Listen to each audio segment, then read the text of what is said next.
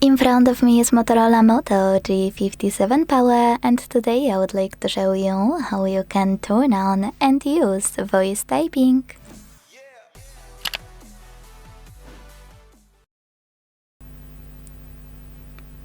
Begin by launching your keyboard and tapping on the microphone icon at the top right corner.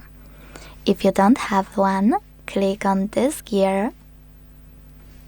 Select voice typing from keyboard settings and enable voice typing by clicking on this switcher. Now it's time to go back to your keyboard and click on No Visible Microphone.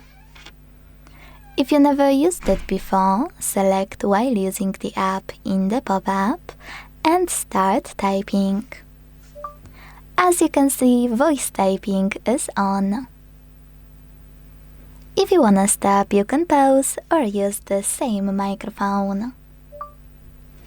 Quick tip, tap on your microphone and then select tiny icon right next to it. Now select Next. Tap on Done and enjoy using voice typing from this toolbar. To move it around, hold it and drag it.